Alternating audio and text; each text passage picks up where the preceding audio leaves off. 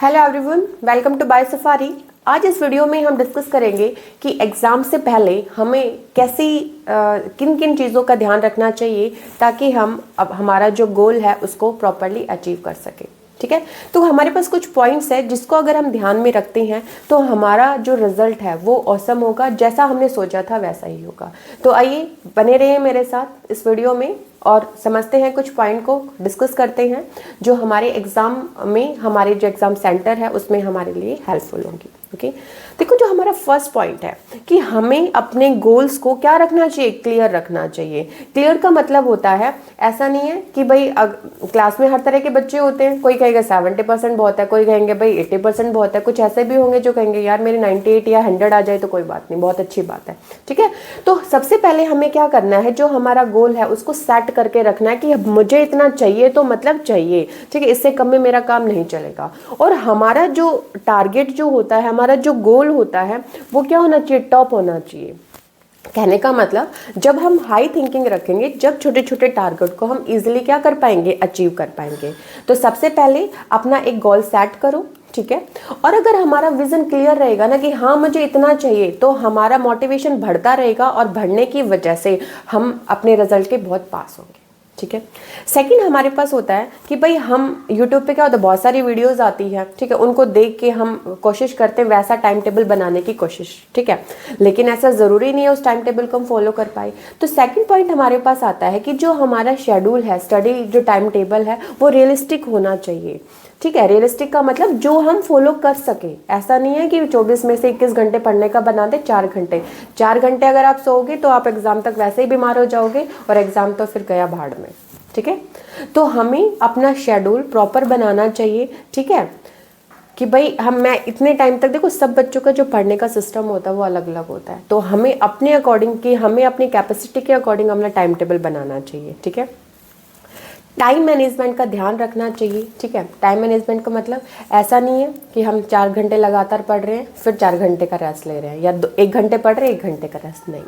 ठीक है, टाइम को इस तरीके से हमें मैनेज करना है कि हम रेस्ट भी ले सके, हम माइंड को रिफ्रेश भी कर सके, और जो भी हमारा स्पेसिफिक सिलेबस है उसको हम धीरे धीरे रिवाइज भी कर सके। ठीक है, और ब्रेक्स का हमें ध्यान रखना है। ऐसा नहीं है कि 1 घंटा पढ़ने के बाद हम क्या है, फ़ोन लेके बैठ गए, देखने लगे रील्स। कई बार क्या होता है, रील्स देखने के चक्कर में हमारा 2 घंटे 3 घंटे निकल जाए, फिर देखेंगे कहाँ चला गया हमारा टाइम। तो इन चीज़ों का हमें ध्यान रखना है। ठीक है, उसके अलावा जब तक आप पॉजिटिव नहीं रहोगे, ठीक है, आप ये नहीं सोचोगे ना, नहीं मैं, कई बच्चे होते ना कि मेहनत बहुत करते हैं लेकिन माइंड में रहता है कि मैं ये नहीं कर सकता। ठीक है, तो आपको रिजल्ट आपके अकॉर्डिंग नहीं मिलेगा। तो सबसे इंपॉर्टेंट क्या है कि पॉजिटिव रहना, स्टे पॉजिटिव।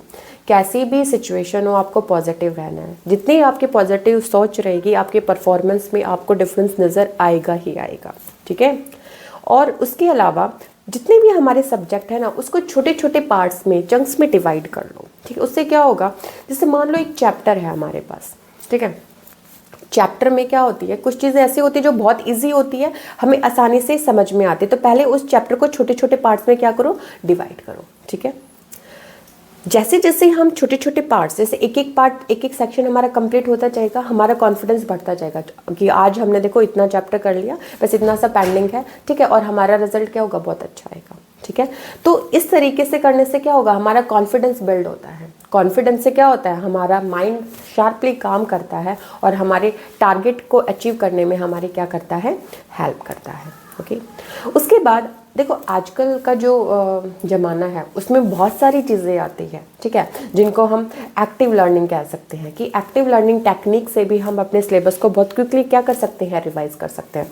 फ्लैश कार्ड आते हैं, ठीक है, जो छोटी छोटी टर्म्स है उसको रिवाइज करने के लिए, माइंड मैप्स है, ग्रुप डिस्कशन है, इन सभी मेथड्स को हम क्या कर सकते हैं, ट्राई कर सकते हैं। लेकिन आप लोग बोलोगे कि अब ग्रुप डिस्कशन का टाइम कहाँ है। ठीक है, टाइम है, जैसे आप अपने फ्रेंड से कॉल करते हो, हाँ भाई कैसा है, क्या कर रहा है। ठीक है, तो आप उस टाइम ये भी तो बात कर सकते हो कि भाई जब हम कॉल करेंगे तो ये चैप्टर जब हमारा रिवाइज हो जाएगा तो इसके बारे में हम रैंडम क्वेश्चंस पूछेंगे। अगर हमने ठीक दिया इसका मतलब हमारी तैयारी ठीक है, अगर हम उसमें कहीं उलझ गए इसका मतलब हमें उस चैप्टर को रिवाइज करने की दोबारा ज़रूरत है।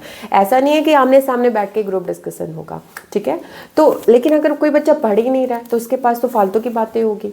लेकिन जो बच्चा सीरियसली पढ़ेगा उसके पास सिर्फ यही बातें रहेगी, कितना सिलेबस हो गया है, कितना पेंडिंग है, कब तक हो जाएगा। Okay, and the most important is healthy lifestyle. कि देखो हेल्दी लाइफस्टाइल में कि अगर हमें अच्छा रिजल्ट लेना है, अच्छे से मन लगा के पढ़ना है, उसके लिए बहुत ज़रूरी है कि जो हमारी डाइट है बैलेंस्ड हो, ठीक है। रेगुलर हम एक्सरसाइज करें। एक्सरसाइज का ये मतलब नहीं 2-2 घंटे, ठीक है। थोड़ी देर के लिए मेडिटेट करो, ठीक है, जिससे हमारा जो माइंड है वो रिफ्रेश हो सके और चीज़ों को बहुत जल्दी ग्रैब कर ले, ठीक है। हम बहुत चीज़ों को बहुत जल्दी लर्न कर लें, ठीक है। और स्लीप, देखो सोना भी बहुत ज़रूरी है। ऐसा नहीं है कि एग्जाम में 1 महीना बचा हुआ है तो हम सोना भूल जाए। अगर सोओगे नहीं तो एग्जाम स्ट्रेस इतना हो जाएगा कि एग्जाम सेंटर में जब एग्जाम देने जाओगे तो आपका जो दिमाग को प्रॉपरली काम नहीं करेगा और जो आपने आज तक पढ़ा तो हो सकता है आप भूलने लग जाओ। तो एग्ज़ाम की परफॉर्मेंस के लिए स्लीप बहुत ज़रूरी है, सोना भी बहुत ज़रूरी है, थोड़ी एक्सरसाइज और अपनी डाइट को प्रॉपर रखो। सर्दी का सीज़न है तो खांसी जुकाम से बच के रहो, फीवर से बच के रहो। ये तभी होगा तब आप अपनी डाइट प्रॉपर रखोगे, ठीक है। अपना जो फोकस है वो रखो, ठीक है। अपने फोकस को इम्प्रूव करते रहो। क्यों इम्प्रूव कैसे होगा? जब हम अच्छे से खाना खाएंगे, ठीक है, एक्सरसाइज करेंगे, प्रॉपर सोएंगे, ठीक है, रेगुलर जो हमने टाइम टेबल बना रखा है, तो ऑब्वियस सी बात है हमारा फोकस तो अपने आप बढ़ेगा। फोकस बढ़ेगा तो हमारी परफॉर्मेंस में अपने आप डिफरेंस हमें नजर आ जाएगा, ठीक है। तो इन सभी बातों का हमें ध्यान रखना है। अब देखो जैसे स्कूल में प्री बोर्ड्स होते हैं, तो प्री बोर्ड्स क्या होते हैं? मिरर इमेज होते हैं। मिरर होते हैं किसके? एग्जाम का जो रिजल्ट आने वाला है, ठीक है। तो जो भी प्री बोर्ड में हम मिस्टेक करते हैं उन मिस्टेक से हमें क्या करना है? लर्न करना है कि भाई ये गलती है मैंने प्री बोर्ड में की है, तो जब मैं एग्जाम दूंगा तो यही क्वेश्चन अगर सेम क्वेश्चन बोर्ड में आ जाता है तो उसमें मुझे गलती नहीं करनी। तो अपनी मिस्टेक को एनालाइज करना है, ठीक है। देखना है कि ये चीज़ मुझे समझ में नहीं आई, उसको 4 बार पढ़ो, 10 बार पढ़ो, ठीक है, कि अगर यही क्वेश्चन रिपीट हो तो इस बार मिस्टेक का कोई चांस नहीं है, तो हमारा रिवीजन का फायदा हुआ। तो इसका मतलब क्या हुआ कि हमें अपनी मिस्टेक को देखना है कि मिस्टेक एक्चुअली कहाँ हुई है और क्यों हुई है। ये सिली मिस्टेक थी या मुझे क्वेश्चन आता ही नहीं था इस वजह से गड़बड़ हो गई, ठीक है। तो अपना जो भी एग्जाम देते हो, जो भी प्रीवियस ईयर क्वेश्चंस लगाते हो, जो भी एमसीक्यूज की ट्राई करते हो, ठीक है, जो भी आप प्रैक्टिस कर रहे हो, ठीक है, उन सबको एनालाइज करना बहुत ज़रूरी है, ओके। और जब भी आप कोई नया चीज़ अचीव करते हो, जैसे आपने एक छोटा सा टारगेट अचीव किया, तो अपने आप को रिवार्ड दो कि देखो कितना अच्छा काम कर रहा हूँ मैं, अगर इसी तरीके से मैं लगा रहा तो मैं अपना जितना भी रिवीजन है उसको बहुत जल्दी से कर लूँगा, ठीक है। क्योंकि देखो छोटे छोटे सक्सेस को जब हम सेलिब्रेट करते हैं ना तो हमें इंटरनल मोटिवेशन मिलता है और वो मोटिवेशन ही हमें आगे पढ़ने की हिम्मत देता है, ठीक है। और जब हम बहुत ही पॉजिटिव होके किसी चीज़ को सच्चे मन से करते हैं तो ऑब्वियस सी बात है हमें रिजल्ट तो मिल ही जाता है, ठीक है। तो अपने आप को रिवार्ड करना, अपने कॉन्फिडेंस को बिल्ड करना भी बहुत ज़रूरी होता है, ठीक है। तो इन सब चीज़ों का हमें ध्यान रखना चाहिए। अगर हम इन चीज़ों का ध्यान रखेंगे तो क्या होगा? रिजल्ट हमारे अकॉर्डिंग आएगा।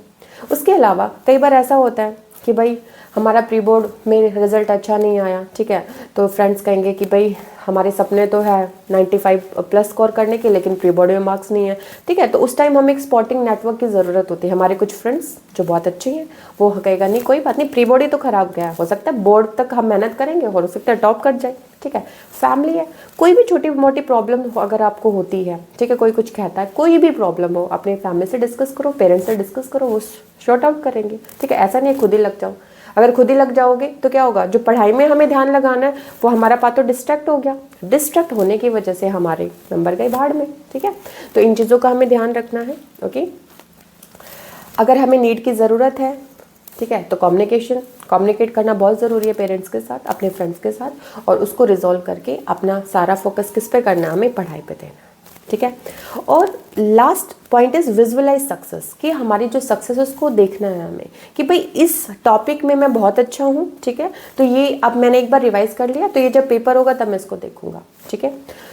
लेकिन एक पॉइंट हमें यहाँ पे क्या है कि जो टॉपिक हमें आता है उसमें मिस्टेक के कोई चांस नहीं होने चाहिए। ऐसा नहीं है कि मैं ये बोल रही हूँ ये टॉपिक मुझे आता है, कोई मुझसे क्वेश्चन पूछे उसी टॉपिक में मैं अटक जाऊँ, तो ये चीज़ तो बहुत गलत है, ठीक है। तो जो चीज़ आपको आती है, ठीक है, आपने रिवाइज की है 10 बार, आपको बिल्कुल आ गया, तो उसको साइड में रख दो कि भाई इसको रिवाइज करने की अब मुझे ज़रूरत नहीं है, ये एग्जाम तक ओके है। अब दूसरे सब्जेक्ट को या दूसरे टॉपिक को उठाओ जो आपको कम आते हैं, ठीक है। तो ऐसे ऐसे आपको पता लगेगा कि इतना तो मेरा कवर अप है, इतना सा पार्ट है, ठीक है। इससे क्या होगा कि आपका एक माइंडसेट बना रहेगा कि इतना मुझे करना है, इतना मेरा हो चुका है, ठीक है, मैं अपने टारगेट के बहुत नज़दीक हूँ, ओके। सबसे इंपॉर्टेंट चीज़ क्या लगी आपको? पॉजिटिव रहना, ठीक है, और मेहनत करना। आपको पता है ना कि सिर्फ बातें करने से कुछ नहीं होता, हमें एक्शन करना पड़ता है।